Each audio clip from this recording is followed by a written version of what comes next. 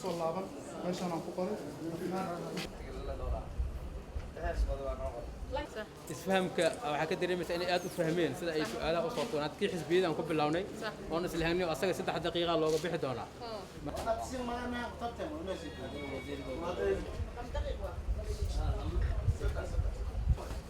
بدينا كجذبته مركز هذا العصر فكرك قف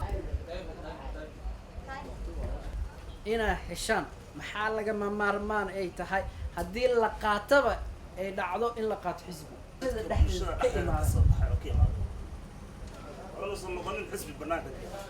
walba codkaaga keen ay u dhigantay runtii maanta celcelina ay wax diiwayshiisiina aysan dhaxmarin Yesterday we were here and we participated in the opening ceremony for the consultation meeting for ISWA, and it was well organized. The committee which was preparing, really they did well. They did by the book. Today the delegates were split in groups discussing about the 4 models, which model will suit for them for this region, and they were well divided. They had facilitators which were capable, and also a chairperson who divide the discussion. And before they start, they did a code of conduct rule that they will follow each group. And the facilitators were mixed, women and female and male, and they were listening each other. They were discussing, they were putting arguments on the ground, and everybody was participating. It was very, very, very correct the way that I saw, and they reach, most of them, they reach one of the models, and the closing was very remarkable. All the leaders were there, and though above 200 delegates were there. wasiirada maanta oo taariikhdu ay tahay 16 bil 1 sanad 2015 mayba ku furmay magaalada Baydhabo aayihii ka tashay aayihii 16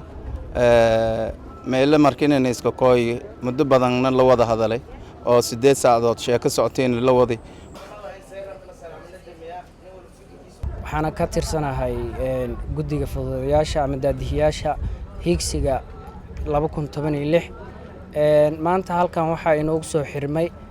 shirkii labada bir socday oo looga hadlayay 4 qodob maadaama Soomaaliya ay ku gaari waayeen maxay ahayd la heli waayay dawladda federaalka ay soo shaacisay sida aan wada ogsoonahay ay tahay in la waayay doorasho hal cod iyo hal qof ah waxa dawladda iyo gobolada isteediyada ka jira oo dhan ay soo go'aamiyeen 4 qodob in dadka ergeyda shirka ka soo qayb galaysa madasha wada tashiga hanaanka geedi socodka 2016 in maxay 4taas qodob ra'yigooda ay ka qabaan faa'iidada uu leeyahay iyo khasaaraha uu leeyahay waxyaabaha ugu yaray shuruudaha looga baahan yahay 4 qodobna waxay ahaayeen qodobka koowaad qaab ku saleysan nidaamka xisbiyada ka labaadna wuxuu ahaa qaabka ku saleysan maamul goboleedyada qaabka saddexaadna wuxuu ahaa heer degmo in wax laga soo xulo ergada laga soo xulo qodobka u dambeeyo afraadna wuxuu ahaa qaab lagu keenay clan base ama qaab 4.5 qaab qabiileed ku saleysan run ahaantii maanta meeshaan muddo dheer iyo waqti badan la geliyay ka bacdi waxaan soo ururinay xog badan ka helnay bulshada aaraa kala duwan iyo fikirro hadba meel bulshada qaybaheeda kala duwan ka yimaad haday dumarka noqon lahayn haday dhalinyarada noqon lahayd haday odayaasha iyo malaaqyada iyo suldaamiinta iyo kulli waxyaabo badan oo raayay aan soo ururinay kullita waxaan rajeynaynaa in insha Allah taala maxay ahayd markii loo wada laabto madasha wada tashiga qaran ee ka dhici doonta Muqdisho in waxyaabihii inta goboladan dhan ka soo wada baxay lagu wada falaqeeyo madaxdan ay ka qaataan wixii ay isku wada raacaan fikirkooda u yahay ugu fiican ee ugu fudud ay nolol shaqeeyeen waxaan idin leeyahay waad guulaysateen waxaan idin leeyahay maanta maanta halkan waxaa runtii ka muujiseen inaad tihiin dad bislaaday oo majoritigiina ay sarayso oo diyaar u ah inaad horumar gaartaan aad isku tashataan aadna ka tashataan aayihiina runtii aad ayaan ugu faraxsanahay shucuurteeda kor bay taagan tahay heer sare waxaana ballan idinkaga qaadayaa fariintii aa ii dhiibteen iyadoo sideeda ah inaan geeyo muqdisho aan idhaahdo war dadkaas alxamdulilah waa dad mudan inay u horseedaan hadba siyaasadda